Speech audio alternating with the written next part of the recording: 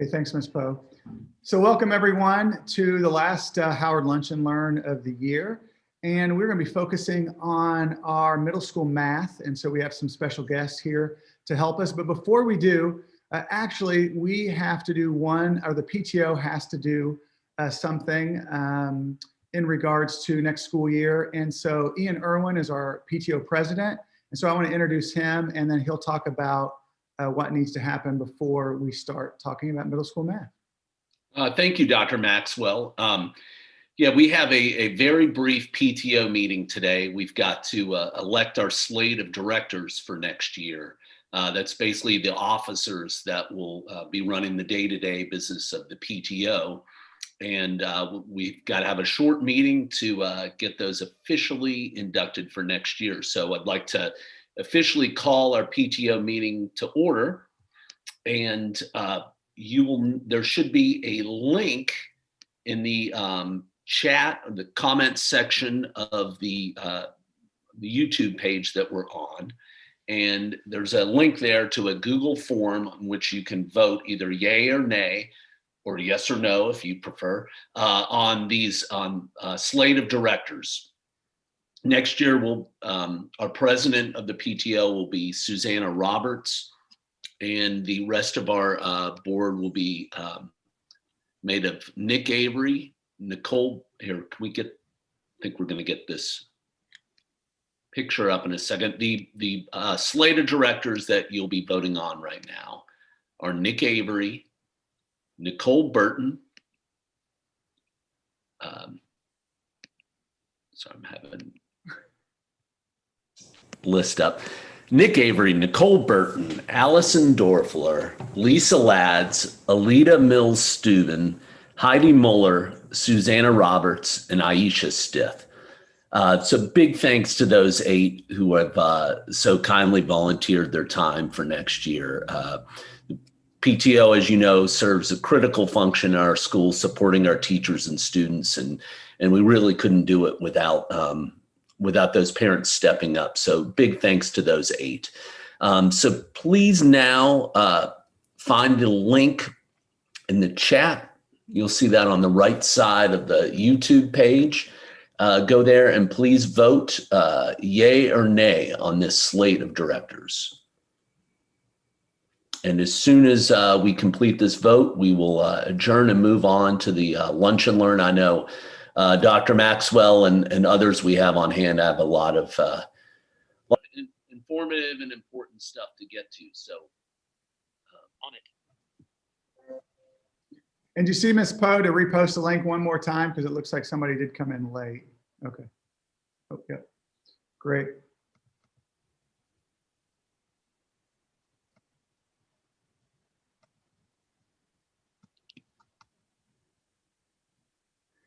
And is Susanna Roberts taking the tally? I'm trying to. Okay. And just to let you know, President-elect Ms. Roberts, Dr. Bachmann and I think would vote yes, since we are parents and PTO members. So I don't know if you can get our hands raised instead of using the Google form, but that would be 2 more. Oh yeah, Dr. Bachmann says I vote yes. Yeah, I can't link on it for some, I can't click on it, so I vote yes. Thank you. We can count. So far, you have 19 yeses. I don't know if they're all of you. We're good. Go ahead. We're good. Yes. We're hoping, we hope all of you 19 people have paid your PTO memberships, or at least 15 of you. I know of 2, so we're good on that. Awesome. Thank you. So congratulations to our new slate of directors. Should be a good and productive year next year. Thank you to all of them. And I would like to make someone move to adjourn. I move to adjourn. That's one. Do we have a second? Dr. Maxwell or Dr. Bachmann in a second. Okay, Yep. Perfect. All right, we are adjourned. Thank you very much. Looking forward to this lunch and learn. Yeah, and thank you, Ian Irwin, Mr. Irwin, for all of your leadership for the PTO. And so it was outstanding in a very difficult year. You definitely, the PTO helped us out tremendously. Our staff to really, I mean, I would say to let the staff know how much that you cared about them during this time. And so I know that was, and your leadership was a big part of that. So thank you. It's been an absolute pleasure. Thank you. Yeah. Okay, so I'm going to share my screen, and I'm probably going to tag team with Miss Allen, who is in charge of testing and also our curriculum and instruction lead. And so I see that Miss Allen has turned on her camera. And so I don't know if you want to share your screen, Miss Allen, and drive this, or if you want me to drive it. Up to you. If you could drive for me, please. Okay. Thank you. All right. And so first of all, I was going to take this, is that just some introductions with the people that are here. And so from David T. Howard, again, I think hopefully everybody knows me, but Kevin Maxwell, principal here at David T. Howard. We also have Sarita Allen, who just spoke as one of our assistant principals, 7th grade assistant principal. We have Miss Joy Antone here. I think she's here. And again, these, some of our, and I'm sure with maybe even with Grady, but we are finishing up with testing, so they are kind of working towards the end of that. I know that Dr. Harper is here, our 8th grade assistant principal, and some of the 8th grade parents listened to her last night, to her great presentation. Very excited about the end of the year. Dr. Patterson, I have not seen him. Dr. Patterson, are you here? I don't know if I've seen him. So Ms. Poe could probably tell me if he's not here. So Dr. Patterson is our middle school math coordinator. We've been working with him quite a bit as we're talking about math. Ms. Mashinda, also, I have not seen her, but she is our high school mathematics coordinator. And so we've been working with the Office of Mathematics over these past few weeks. And so then also we have, oh, and Miss Poe, I gotta say, Miss Poe is here, and she is our instructional technology specialist and helps us with the YouTube Live Lunch and Learns. And then from the Grady High School, soon to be Midtown High School, we have Dr. Betsy Bachmann here, the principal, and then Miss Takesha Hollis, the assistant principal, one of the assistant principals at Grady/Midtown. So glad that everybody's here. Did I miss anybody, Miss Poe? Nope, you got everyone, and we have Dr. Woolfolk may be coming in, but I know she's had meetings throughout the day, but she has been working with us, and she's our associate superintendent.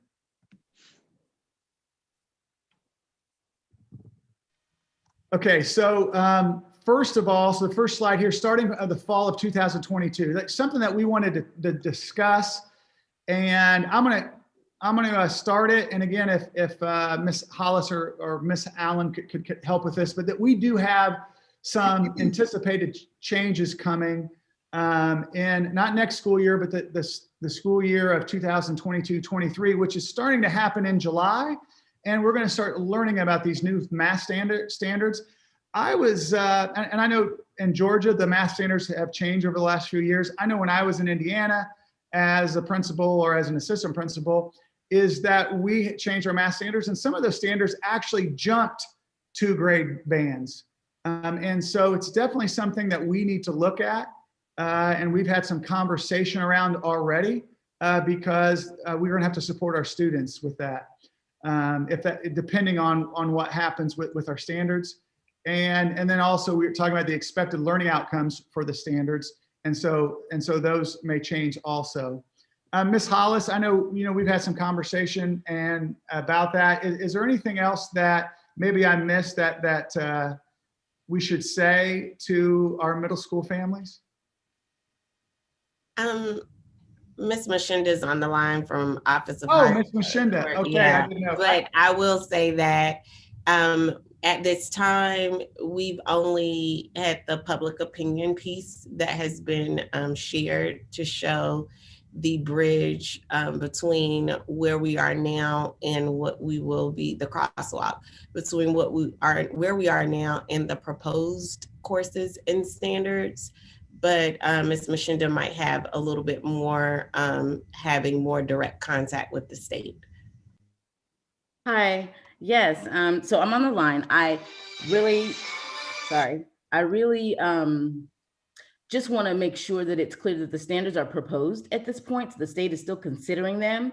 I think the window for public comment where community and teachers could make some comment on what they see in as far as the movement of the standards, that window closed last Friday. So now they are diligently reviewing and looking through what the commentary has been around those standards to decide whether the state board is going to vote. But we have seen them, so we are prepared to have that kind of training and dialogue for teachers to prepare them for implementing those standards. And what I can say is that movement is clear that every single course from K to 12, including all of the senior options, was reviewed and revised.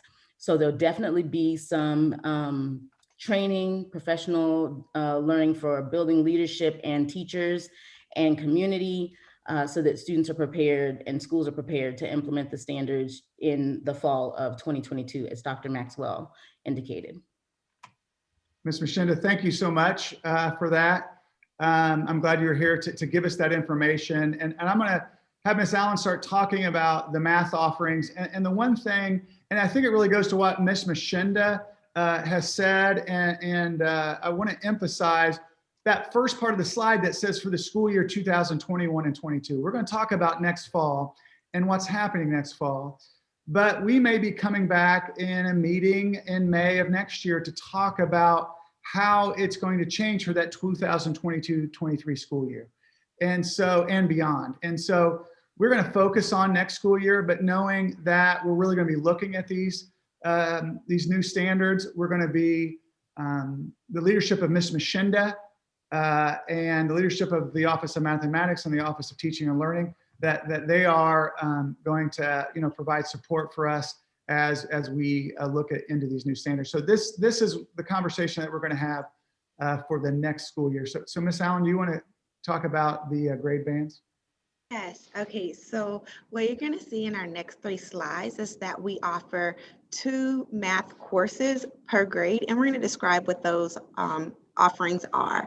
So when you have if you have a rising 6th grader next year for 6th grade, and as Dr. Maxwell and Ms. Machinda have reiterated that what we're talking about is that there are going to be some anticipated changes. So we're just going to talk about what's happening next year only. All right. So we offer grade level mathematics 6th grade, and we offer accelerated mathematics 6/7A. For students to be eligible for accelerated math 6/7A, students must meet all 4 criteria. That is handled, the data is received through the feeder schools and sent to the Office of Mathematics, and we then receive a list of students who become eligible through meeting all 4 criteria points. Next slide. And sorry. And so Ms. Allen, just a couple questions. Like, and I know we've said this before, that every student that coming into 6th grade, they start at the same point. Is that? Yes. When we talk about day 1 lessons, the day 1 lessons are exactly the same. The difference between the 2 courses is speed. The accelerated course does that. It accelerates through those units to get through all of these 6th grade units and then begin to get through the first semester of the 7th grade units. So it's just acceleration. They start at the same place, but to be eligible, and not every parent chooses to not every parent chooses to exercise that they want the acceleration if they become eligible. So we just make it an option for you if you become eligible through meeting all 4 criteria points. And then the other point that I want to bring out is that for our rising 6th grade parents is that this is not the last time we're going to have this conversation. I know we're taking notes. I know this is recorded, but we will work with you. All of our math teachers understand this, and they support our students, whether it's going into 6th, 7th, or 8th grade. But this won't be our last conversation in regards to math. Okay. There we go, sorry. And then in 7th grade, we offer grade level mathematics 7, and then we offer accelerated math 7B/8. It is important to know that the accelerated math 6/7A is a prerequisite to the accelerated math 7B/8 course. And those students would have to meet a continuing criteria. We just checkpoint every quarter that students are able to continue to meet mastery, demonstrate mastery, excuse me, and are meeting these criteria points throughout the school year. And in 8th grade, we offer grade level Mathematics 8 and Algebra 1. Algebra 1 is considered a year ahead course, and Accelerated Math 7B/A or Math 8 is the prerequisite for Algebra 1. You see the same theme is that we do hold checkpoints throughout the school year to confirm that the students are continuously demonstrating mastery to be prepared for Algebra 1 readiness. Yeah, and I want to have kind of pause here, I guess, and have a conversation about that, because I know there's some questions on, we're going with the Algebra 1, which is the same thing as we did this past year. Obviously, less minutes in the day throughout the year with the schedule, the virtual schedule. We do know, and Miss Allen has worked with the math team each grade level, but the 7th grade AC will not get done with all of the standards. So they will not finish all the standards this year. I know that as a principal and as a parent, because my son reminds me about that. And he even asked me, what are we going to do about it? And he likes to ask me that as a principal. And I always tell him to either talk to the teacher. But when he asked me that, I gave him the link and said, you can listen to this Lunch and Learn.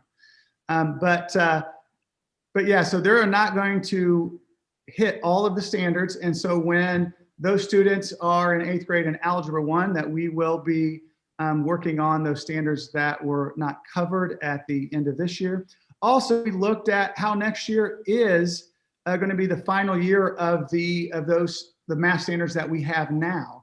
And so we definitely want to look and continue on the same path as we're looking at these new standards.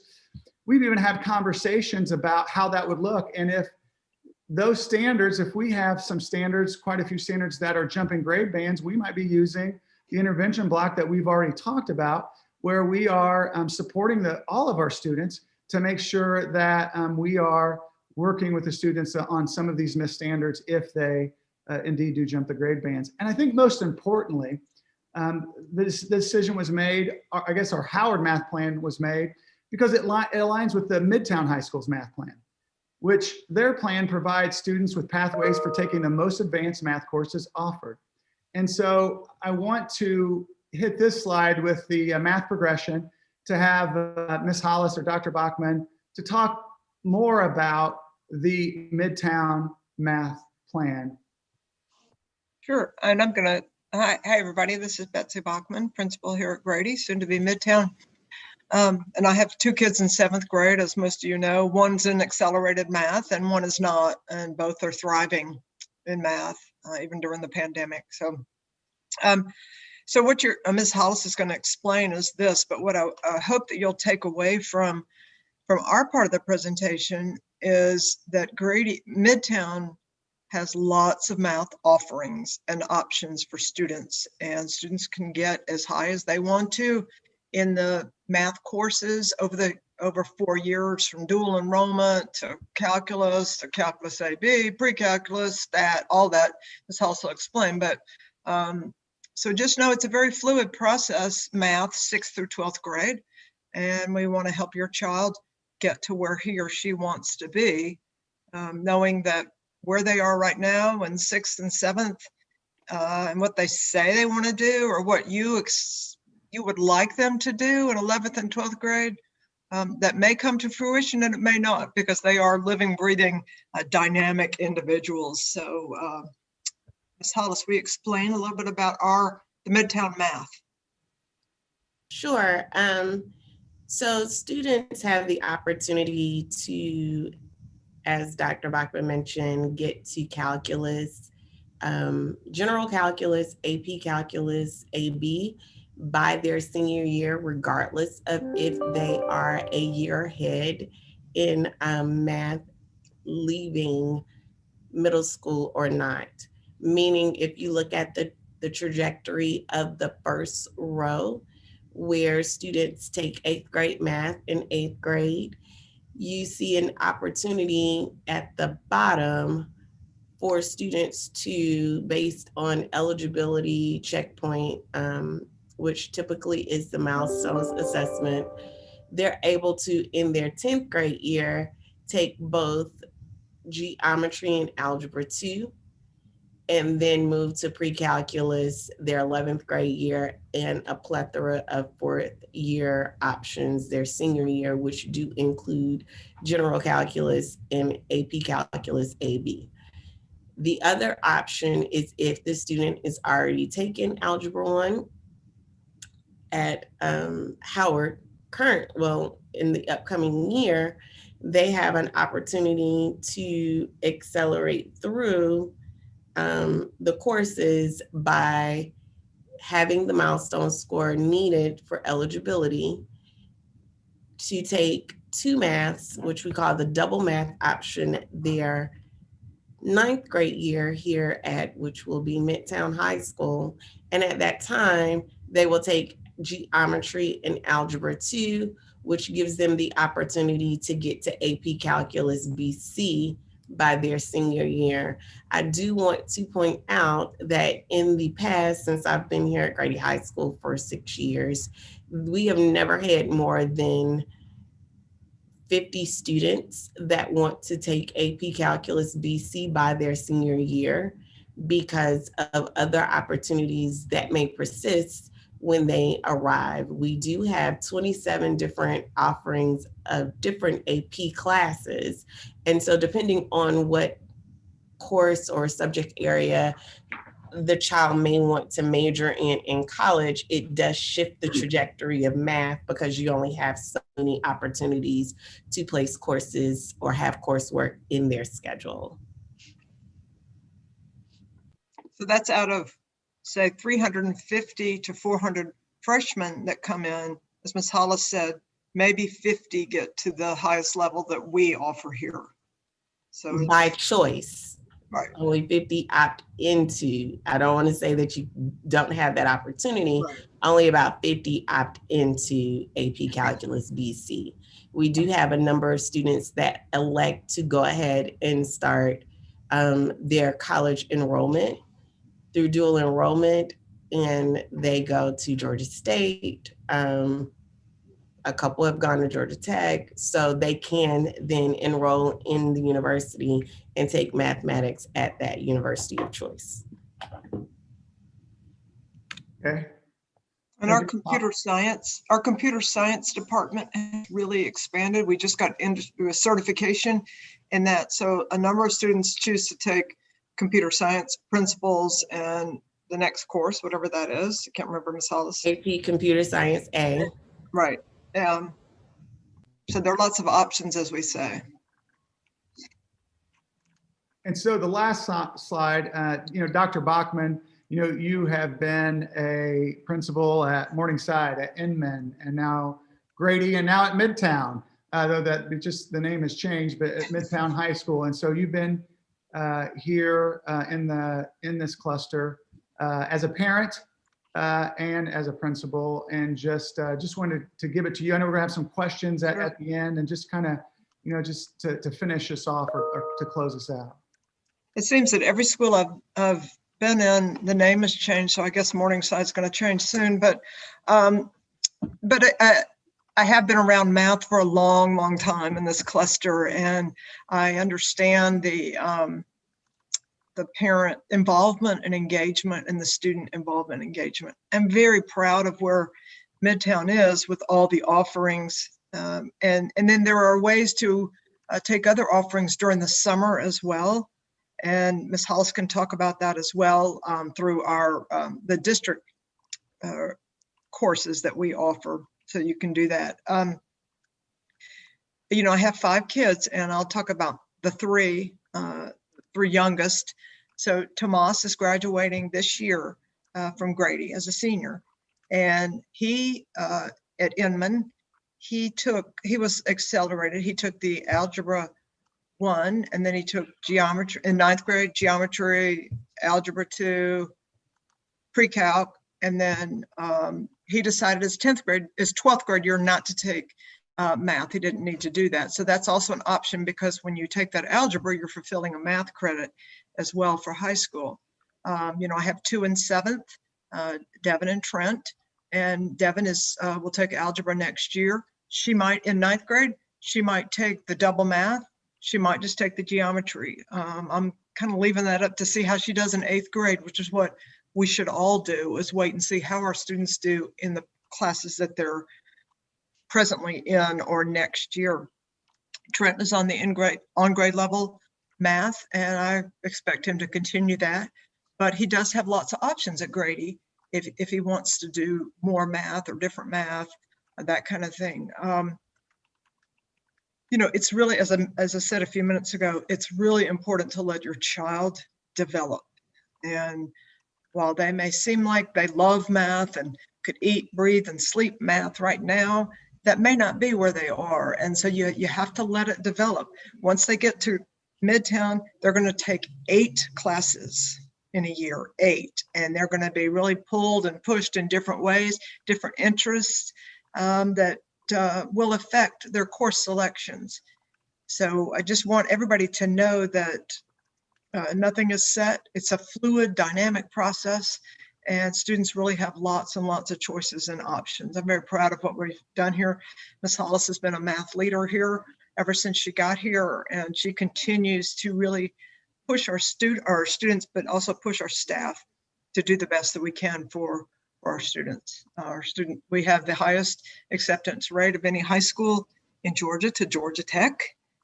So if that is what your child wants to do, I think we can fulfill that wish as well. We have students going all over the country in the STEM fields. You know, so I have great confidence that your child is prepared, will be prepared for anything. It's really important, though, to have your child have a firm, deep foundation of algebra, and really to go deep in that and not just keep pushing kids ahead. Because what we find is sometimes in college, the students and also college professors here do talk about sometimes gaps that students have when they're pushed so far ahead just to get through the content. So let your child develop. He or she will know what's best for him or her. Ms. Hollis, anything else about the grounding, the math and firm foundation?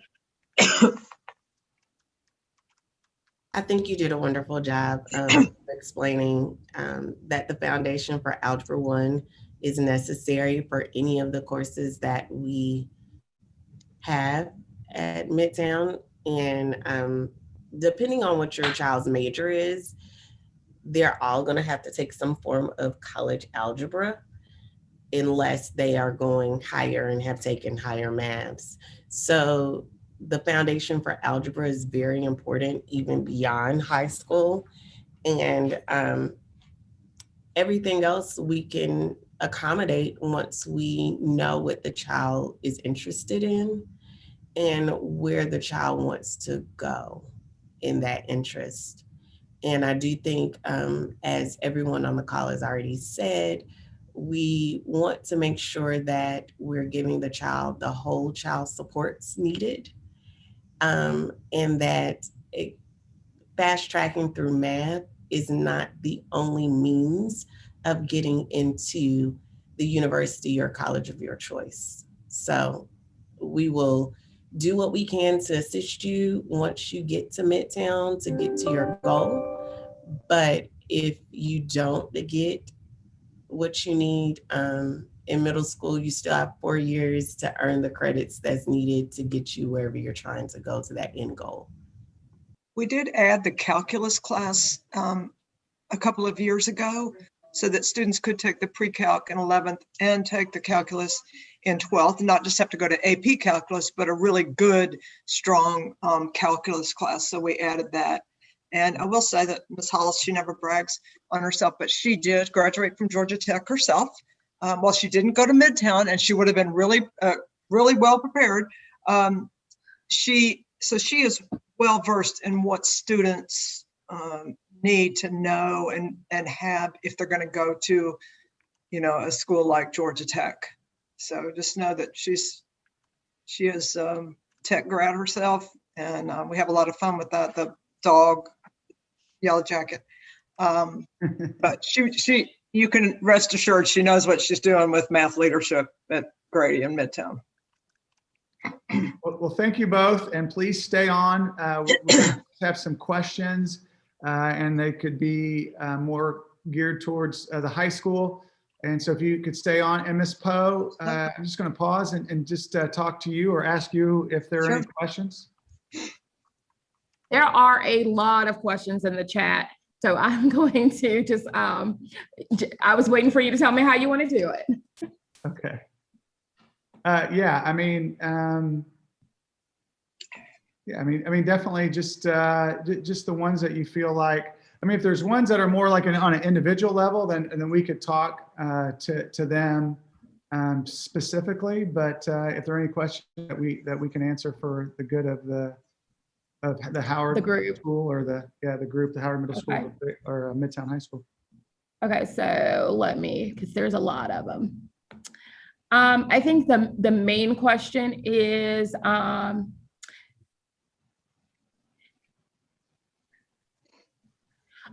they want to know, a lot of parents are concerned about like how it works with fifth grade. So fifth grade, not allowing them to accelerate it. So the question is there any way for a student to move from grade level math 6 to accelerated math 6-7 once they've actually started sixth grade? So like, for instance, like a level up type of thing, is that? Yeah, yes, sir. Mm-hmm. Yeah, I mean, the one thing that we've talked about, and so just this is fully transparent, is that there is a level up that's based on criteria, and it is invitation for this year. But we have to, when I say we, I would say that the district, and Ms. Machinda, you just correct me if I'm wrong, is that, and I think it has to do with these new math standards, is that we can't guarantee that there's going to be a level up program in the summer, next summer, because we have to look at those standards. So it's a year by year basis. And I know this is the second maybe year we've done that, but Ms. Machinda, please correct me if I'm wrong, if I'm saying anything out of line. Or Dr. Patterson. I see Dr. Patterson, but I don't know if Ms. Machinda is still on the line.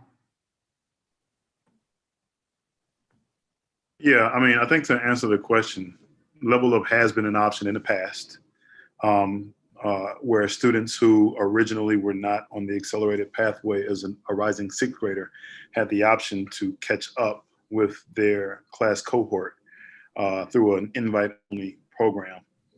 But as Dr. Maxwell said, that at this moment, we don't want to speak too far ahead in the future because we don't necessarily know what the new standards will look like going into the 22-23 school year. We don't know what the classes will look like. And so it's too early for us to say that this will be an option beyond this summer. And not to say that there won't be, this option may take on a different look. Just at this moment, it's hard to make a clear determination as to what that will look like in next summer or the summer after that. Thank you, Dr. Patterson. And I introduced you at the beginning, but you're on there. I see that Dr. Woolfolk is on here also. So thank you for supporting us here with this lunch and learn. Okay, the next question I think will go along with what Dr. Patterson just said, and it asks about wiggle room. Basically, is there wiggle room with the requirements? Because I think the parent said some kids struggled a lot during virtual, but it were different kids in person. So is there any wiggle room on the requirements that you have for who gets into accelerated math classes and who does not?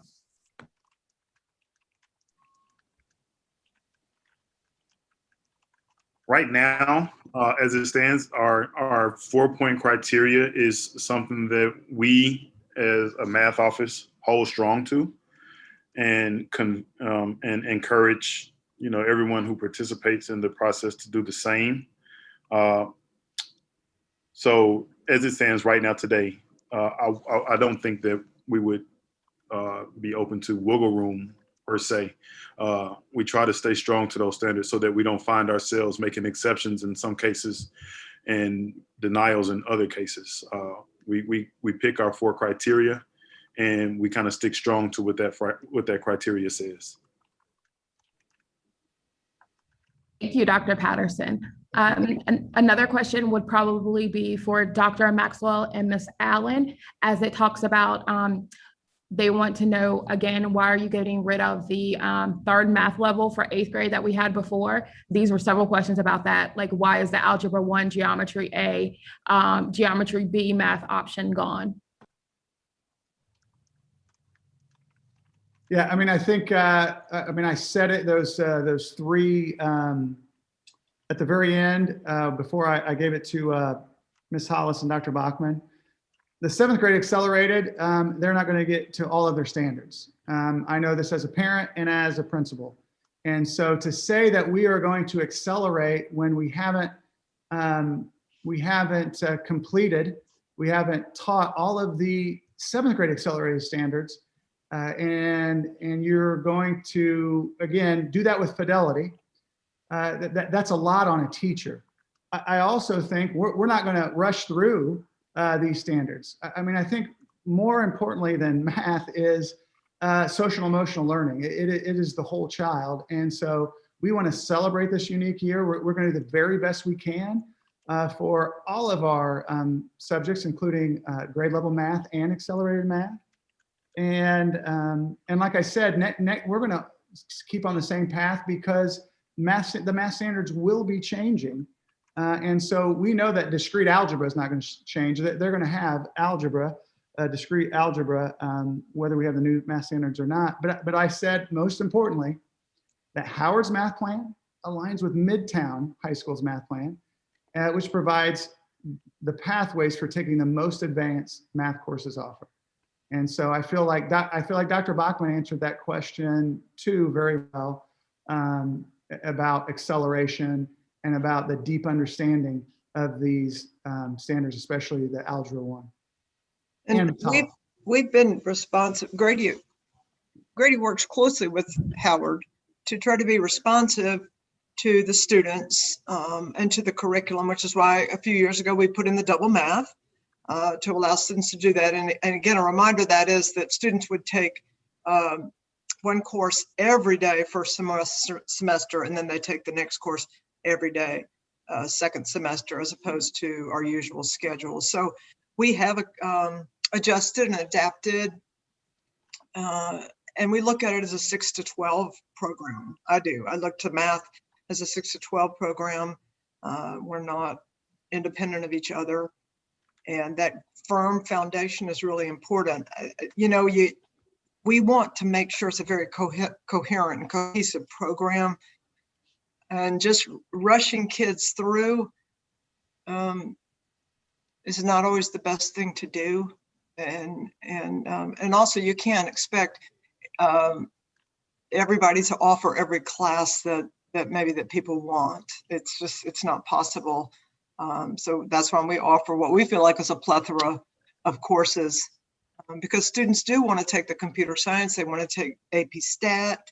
There's just so many things to interest kids here at Grady as far as math. We have a really good math team as well. Our robotics team, really, really, really strong. So that's just, some other things for the students to excel in. It's also hard for middle school, and Kevin talked about this a little bit. Not that the middle school teachers don't want to, but to expect middle school teachers to be able to teach all these different kinds of levels with fidelity, with all the things that middle schoolers go through and all the pulls and pushes on the day, and it is very, very hard to do. And honestly, it becomes this thing of fitting all the math in. And having been principal at Inman, seeing the stress, and Miss Allen on this call has taught the accelerated, she's taught the algebra, she's taught on grade level, the stress on a teacher to cover, and that's honestly what you end up doing, is just covering. And so what we're finding is sometimes here at Grady, when the students came and they had the accelerated, they drop back to just like a geometry or something like that, because they're not as well versed as they would have wanted to be. No fault of anybody, but I just know the middle school schedule, it's with everything that's required, the advisory, the connections classes. It's really, really hard to put as much time into an accelerated math program as you want to. It's just the reality. Yeah, and I just to piggyback on Dr. Bachmann, because I gave 3 reasons, but next year with the intervention block, I mean, it's going to be focused on math and reading, and so there will be another prep for math and ELA teachers as we're looking at this intervention block, and we'll be focusing on, we'll be looking to them to help our students, and so that's even another prep, which is another stress level for sure. Ms. Poe? Thank you, Dr. Bachmann. Ms. Poe? Thank you all. So here's a question. Can students who are not in accelerated math in 7th grade still qualify for accelerated math in 8th grade? In other words, can they demonstrate what they need, that they can meet the standards and join the accelerated classes? And a little background, the reason why I asked that question is that there are a lot of questions in the chat about checkpoints so that kids can move up later.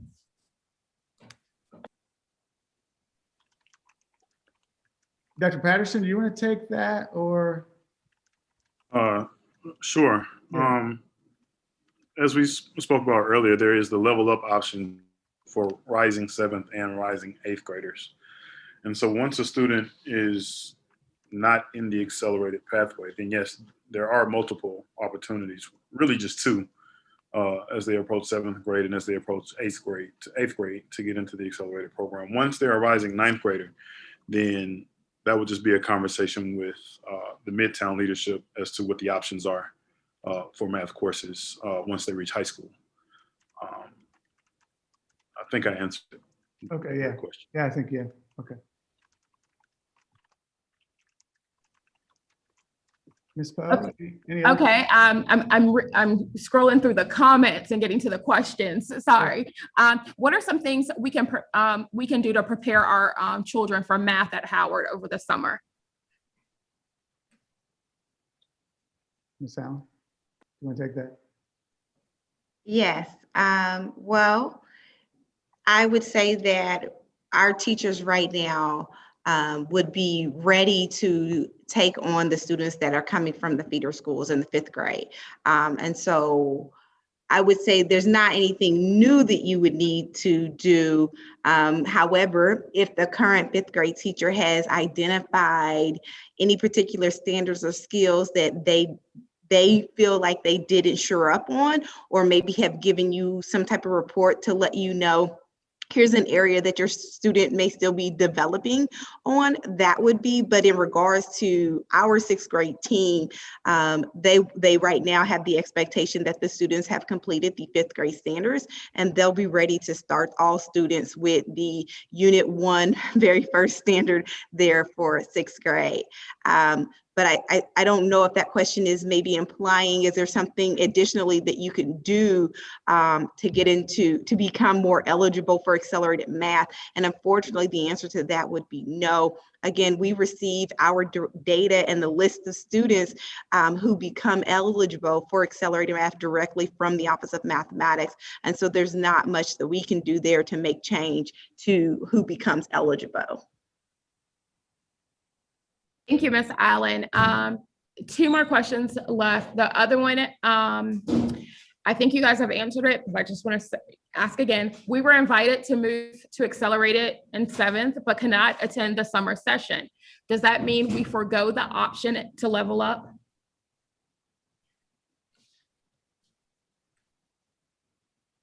If you're invited to level up and you can't attend, I don't understand what they mean by I guess I'm gonna try to take a guess at what they're asking.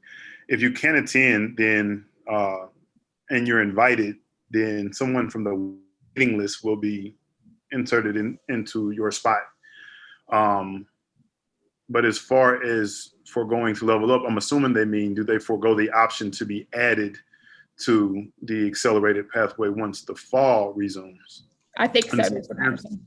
to answer that question, in the past, there has been a practice where the math coordinators visit the middle schools and provide an assessment option for students who were invited to level up and could not participate for whatever the reason may be. There's we consider circumstances, and then we provide that opportunity for students in the fall.